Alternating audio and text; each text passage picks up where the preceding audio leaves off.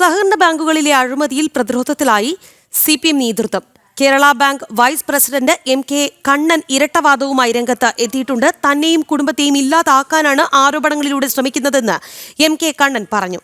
എന്നാൽ ആരോപണങ്ങളിൽ വ്യക്തത വരുത്താൻ നേതൃത്വത്തിന് സാധിക്കുന്നുമില്ല. ഡിവൈഎഫ്ഐ ജില്ലാ കമ്മിറ്റി അംഗം നിബിൻ ശ്രീനിവാസന്റെ തുറന്നു പറച്ചിലിന് പിന്നാലെയാണ് സഹകരണ ബാങ്കുകളുമായി ബന്ധപ്പെട്ട കൊള്ള വീണ്ടും ചർച്ചയായത്. തൊട്ടു പിന്നാലെ ഡിവൈഎഫ്ഐ ജില്ലാ സെക്രട്ടറി ശരത് പ്രസാദിന്റെ ഓഡിയോയും പുറത്തുവന്നു. ഇതോടെ ജില്ലയിലെ CPM നേതൃത്വം ഒന്നാകെ പ്രതിരോധത്തിലായി. മുഖം രക്ഷിക്കുന്നതിന് വേണ്ടി CPM ജില്ലാ നേതൃത്വം ശരത്തിൽ നിന്ന് വിശദീകരണം തേടി.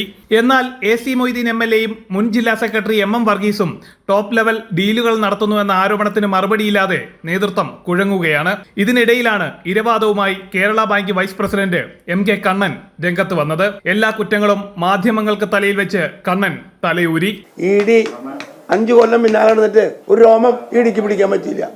എന്നിട്ട് പനിയിലൊക്കെ പുറപ്പെട്ടിരിക്കുന്നത്. എന്നിട്ട് അത് വലിയ പ്രാധാന്യത്തോട് കൊടുത്ത് നിങ്ങളെ ഞാൻ പ്രതിയല്ല എന്നുള്ളത് നിങ്ങൾക്ക് പ്രാധാന്യമല്ലല്ലോ. അതല്ലേ നിങ്ങൾ എന്താ ഉദ്ദേശിക്കുന്നത്? ഞാൻ നിങ്ങളോട് ദേഷ്യം കൊണ്ട് പറയില്ല. നിങ്ങളൊരു വാർത്ത ദൃഷ്ടിക്കുന്ന ആളുകളാണ്. എന്താണ് എൻ്റെ പേരിൽ EDക്ക് യാതൊന്നും കണ്ടുപിടിക്കാൻ കഴിഞ്ഞില്ല. ഞാൻ കേസിലെ പ്രതിയല്ല.